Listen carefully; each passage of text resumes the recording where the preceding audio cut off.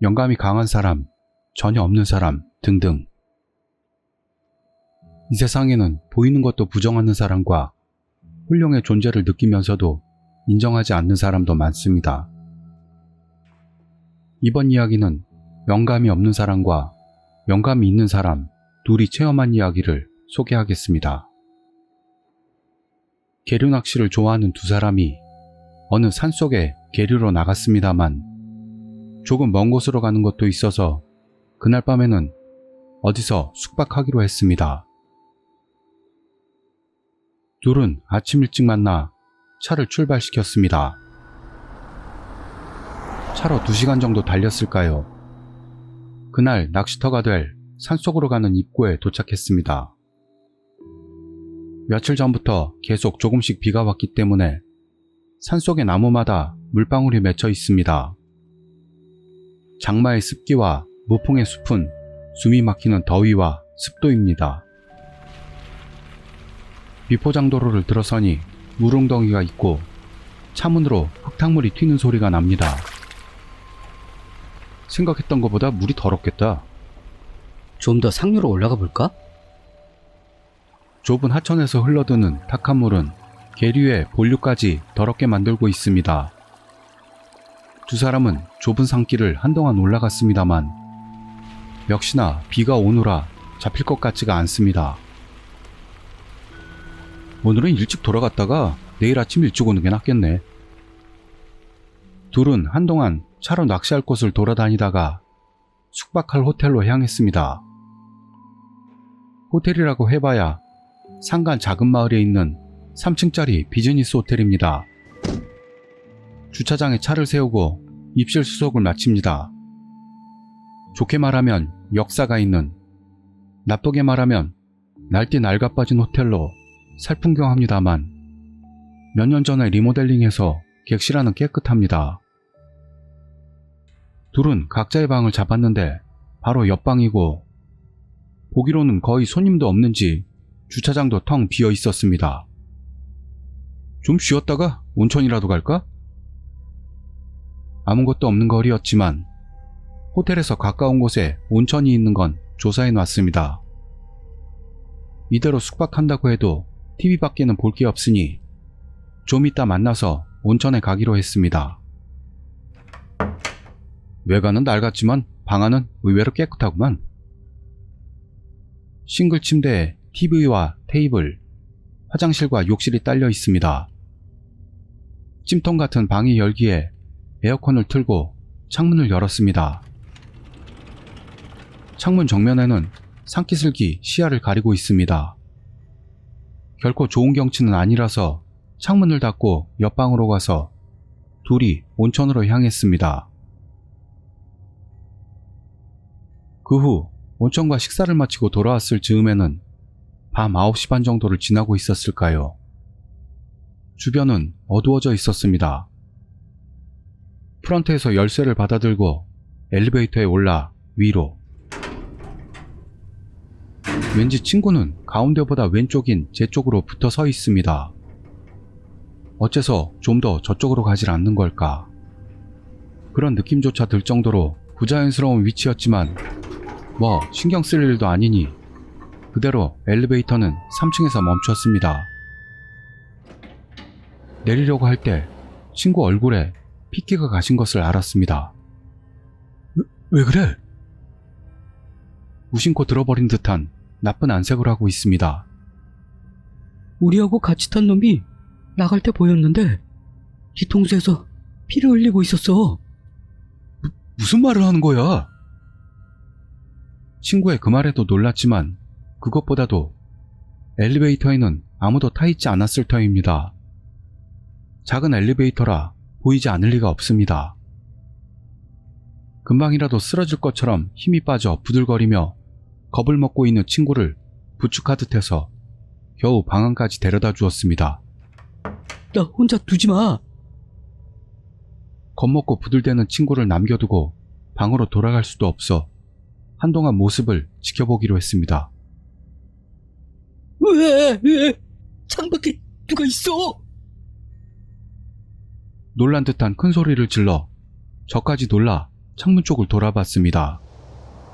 창문에서 바람이 들어와 커튼이 흔들리고 있었으나 특별히 사람 그림자는 보이지 않습니다. 도둑이라도 들었나 순간 생각했습니다만 3층 방에서는 그건 불가능하겠죠. 얌마, 더워서 열어두고 나간 거겠지. 밖에 있을 때는 바람 한 점 불지 않았었는데.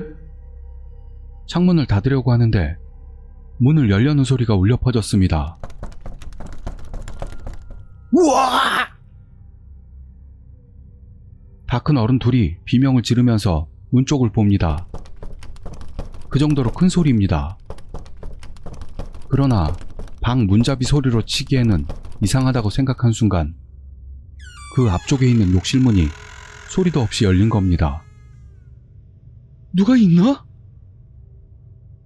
틀림없이 도둑이라고 생각하고 한동안 숨을 삼키고 있었습니다만 욕실 안을 들여다보자 아무도 없었습니다. 기분 나쁜 소리가 나서 아래를 보자 욕조 안에 모래와 진흙이 떨어져 있습니다. 분명히 진흙을 턴 것 같은 양입니다. 너 신발 빨았어? 내가 아니야.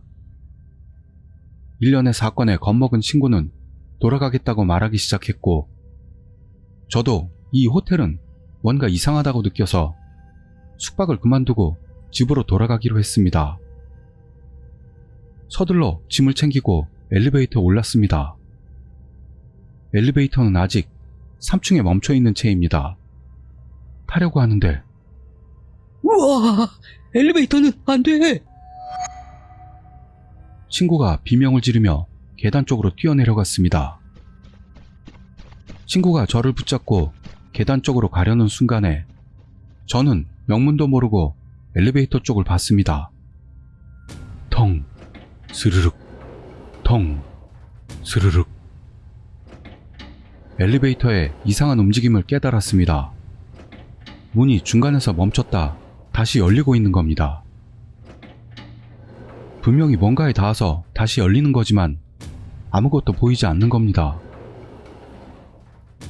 친구에게 끌려가는 것처럼 계단을 뛰어내려가 프런트에서 체크아웃 수속을 마쳤습니다.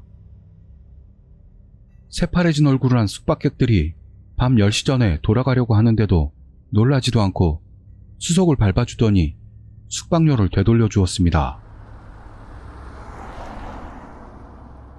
자정 전에 친구를 차로 데려다주고 저도 돌아왔습니다. 가족들은 자는 시간입니다만 친구에게서 전화가 왔습니다. 우리가 있었던 호텔, 말도 안 되는 귀신 호텔이야. 뭐?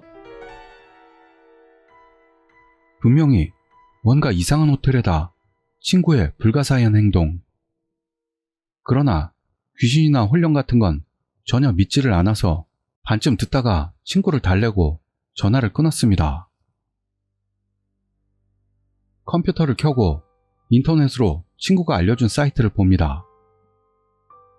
땡땡 호텔, 거기는 터무니없는 귀신 호텔이다. 보이는 사람은 무조건 보이지. 밤에 이상한 발소리가 들림. 누군가 복도를 걸어 다녔어요. 배수구가 막혀 있었어. 진흙으로. 그 호텔은 정말 위험하니까 묵지 않은 편이 좋습니다. 친구가 자다가 크게 다친 귀신을 봤다고 했어. 3명 희생자가 있었다고 하는데 실은 4명인 것 같다. 영감이 있는 사람은 꼭 보이는 호텔입니다. 전국적으로도 매니아들에게는 유명한 곳입니다. 딱 오후 9시 40분에 산사태가 있었다는데 그 시간쯤에 나와. 욕실 거울에 여자가 비쳤습니다. 남자도 비쳤다고 하네요. 방 그림 위에 부적이 붙어있는 호텔은 처음이었습니다. 수도꼭지에서 흙탕물이 나왔어. 귀신 봤다고 했더니 돈을 돌려줬다고. 2층 204호실은 특히나 위험함. 방마다 다 나오긴 하지만 영감은 없는데 이상한 분위기는 있습니다. 트윈 베드룸에서 가족이랑 묵었는데 애가 너무 울어서 돌아왔음. 호텔 뒷곁에 위령비가 서 있다는데? 영감이 없는 사람도 가위에 눌린대. 계속 검색하는 동안에 호텔 이름이 바뀌었는데 주소로 봤을 때 이 호텔이 1년 정도 전에 개축되었다는 사실을 알았습니다. 개축을 한 계기는 호텔 뒷산의 산사태로 숙박객 3명 정도가 희생됐다는 것으로 비교적 피해가 적었던 건물은 소유자가 계속 바뀌면서 영업을 재개하고 있다는 것입니다. 소유자가 계속 바뀌는 건 역시 나쁜 소문 때문이라는 것 같은데 영감이 있는 사람에게는 보인다는 소문으로 유명한 귀신 호텔이라는 소문으로 보입니다. 고장난 것처럼 중간에서부터 열렸다 닫혔다 반복하는 엘리베이터 문 사이에 너덜너덜한 옷에 진흙투성이에 그리고 생기를 느낄 수 없는 사람이 끼어 있었다는 것을 나중에 친구에게서 들었습니다. 산사태로 죽은 3명 중 1명이 진흙투성이가 되어 떠돌고 있는 건 아닐까요? 아니면 피해자 셋 모두 아직도 방황하고 있는 걸지도 모르겠습니다.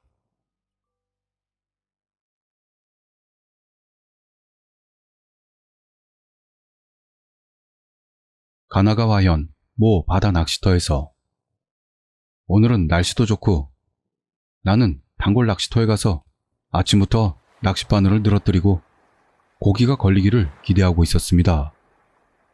그 낚시터는 리를 던지면 망둥이, 농어, 그냥 낚싯줄을 내리면 전어, 밴댕이 같은 물고기가 낚여 대물은 아니더라도 나름대로 즐거운 장소. 주말은 붐비는 이 장소도 평일이었기 때문에 주인은 한산합니다.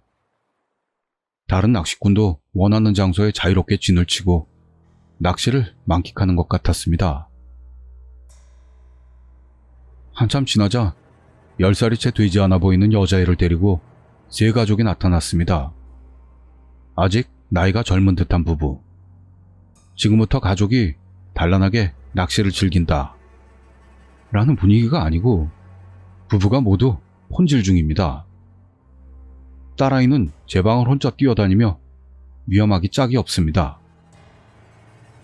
여름방학은 아직 이르고 평일에 애를 데리고 낚시를? 가정교육도 여러가지 사정이 있겠지. 같은 아무래도 좋을 생각을 하고 있는데 그 딸아이가 갑자기 내 낚싯대를 함부로 걷어찬 겁니다. 갑작스런 일로 순간 뭐가 일어난 건가 멍했습니다만 그 행위를 주의도 주지 않고 지나쳐가는 부모에게 너무 화가 나 어이! 잠깐만 거기 있어봐! 하고 불러세웠습니다. 하지만 그 부름이 들리지 않는지 전혀 반응이 없습니다. 그리고 낚싯대를 걷어찬 아이 본인은 저를 보고 희죽대고 웃고 있습니다. 뭐야? 웃고 있는 거야, 저꼬마? 화가 나는 동시에 갑자기 안기가 들었습니다. 한여름에 무더운 낚시터. 더위 탓만은 아닌 뭔가 섬뜩한 땀이 흘러내렸습니다. 이 아이와 부모, 정체를 알 수 없다.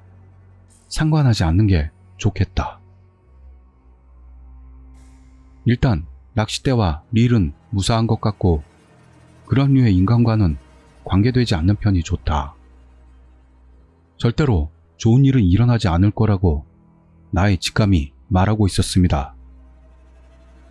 형씨, 저것들하고는 상대하지 않는 게 좋아. 내 마음을 읽힌 것인가? 뒤에서 들린 목소리에 흠칫 놀라서 돌아보자 이 낚시터에서 자주 만나는 낚시꾼이 서 있었습니다. 어르신이고 이 낚시터에서 가끔 만나면 잡담도 나누고 하는 사이입니다. 그분을 T씨라고 하겠습니다. T씨의 말로는 2주 정도 전 친구분인 MC와 같이 이 낚시터에 왔을 때 그 가족과 만났다는 겁니다. 그날도 오늘처럼 사람이 뜸했지. T씨는 말했습니다. 눈빛은 내 앞을 지나간 그 가족을 응시하면서 나하고 MC는 2, 3m 정도 떨어져서 낚시를 하고 있었는데 그 가족이 우리 사이로 끼어든 거야. 네, 이상하지 않아? 낚시터는 이렇게 비어 있는데. T씨는 뭔가를 떠올리는 것처럼 꺼림칙한 모습으로 이야기를 시작했습니다. 생각해봐. 낚싯줄끼리 엉켜서 난리가 나겠지. 말 그대로 방해하는 거잖아. 낚시에는 정해진 에티켓이 있고 기본적으로는 옆 낚시꾼과 한 칸, 즉 낚싯대 길이 정도의 거리를 벌려서 앉아 낚싯대를 거는 것으로 되어 있습니다. MC도 마찬가지로 방해라고 생각했을 거야. 서로 낚시할 곳도 좁아지니까 말이야. 다른 곳으로 가주면 안 되겠냐고 그 부모와 자식을 다독인 거야. 그랬더니 무슨 일이 일어났을 거라고 생각해? 낚싯대를 걷어찼다던가? 아까의 일을 떠올리며 씁쓸하게 대답하는 내게 T씨가 말했습니다. 낚아서 양동이에다 넣어둔 물고기를 그 바보 같은 녀석이 전부 바다에다 쏟아버린 거야. 그 광경을 가까이서 보고 있던 T씨에 의하면 그 딸아이는 발작적으로 양동이를 바다에 던져 넣었는데 그 얼굴은 희죽대며 웃고 있었다는. 부모는 부모대로 그걸 야단도 치지 않은 건 물론이고 거미새끼 흩어지듯 바다로 돌아가는 물고기들과 가라앉고 있는 양동이를 똑같이 웃으면서 보고 있었다고 합니다. 당연히 더 MC는 뚜껑이 열려버렸겠지요. 어쩌면 그 아이는 무슨 질환이라도 있던 건 아닐까. 아니, 아이뿐만 아니라 부모까지도 그렇게 생각했지. 그렇게 날씨가 좋았는데 구름이 조금씩 끼는 것 같습니다. 그렇습니다. 무슨 질환이라면 이런 일은 100번 양보할 수 있습니다. T씨는 확신에 차 말을 이었습니다. 결과적으로는 가족은 우리와는 다른 곳에다 낚싯대를 내리게 된 거지. 그 다음은 저거야. T씨가 가리킨 곳에는 어느새 고기를 낚아 올린 듯한 그 가족들이 즐거워하는 모습이 보입니다. 가족 셋 모두 좋은 미소로 보입니다. 아, 뭐야. 가족끼리 제대로 낚시를 즐기고 있는 거구나. 내 낚싯대를 걷어찬 일은 이젠 잊어버리자. 분명 무슨 병이었던 거야. 아이도 가엾네. 근데 잠깐, 뭔가 이상해. 분명히 즐거워하고는 있는데 대체 뭐가 즐거운 걸까? 나는 T씨 쪽을 돌아봤습니다. T씨는 끄덕입니다. 저 아이 낚은 보거를 발로 차면서 놀고 있는 거야. 온통 웃고 있는 거 봐. 그 웃는 얼굴은 내 낚싯대를 걷어찼을 때와는 비교도 할 수 없을 정도로 만면에 불길하게 가득 차 있습니다. 보거를 차고 땅바닥에 내동댕이 치고 짓밟는다.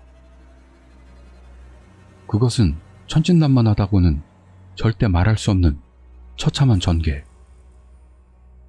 어떤 예의범절을 가르치면서 살면 그런 행동까지 미칠 수 있을까요? 딸아이가 보거를 갖고 노는 동안 부모라는 것들은 아빠는 그 흉폭한 행동에 박수를 치고 앉았고 엄마는 그 모습을 폰으로 찍고 있는 겁니다. 그때 MC는 말이지. 그걸 보다 못해 부모한테 다그쳤어. 대체 자식 교육을 어떻게 시키는 거냐고. 그것도 그렇겠지요. 아무리 보거가 원하던 물고기가 아니라고 해도 어떻게 저렇게 잔혹한 행동이 가능할까요? 역시 아까 느꼈던 정체 모를 감정은 이것에서 유래한 걸까요?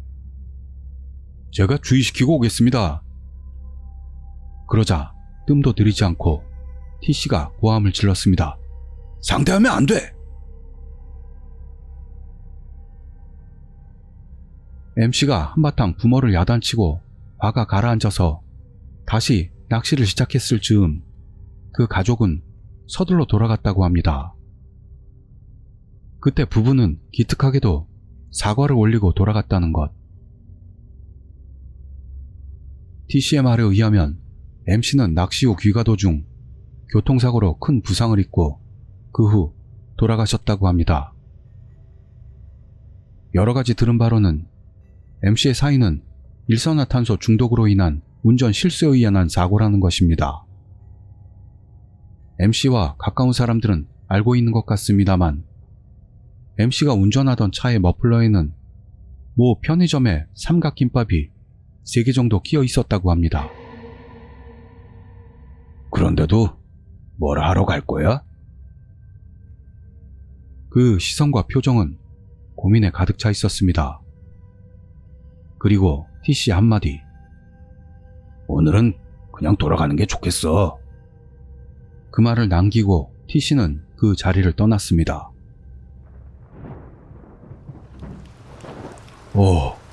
비가 내리기 시작합니다. 슬슬 나도 돌아갈까? 주위를 돌아봤더니 낚시꾼은 아무도 없습니다. 많이 낚은 건 아니더라도 저녁거리 안주 정도는 되겠지. 차에 올라 집으로 돌아갑니다. 조금 졸린 것 같습니다. 오늘 밤은 푹 잘 수 있을 듯 하네요.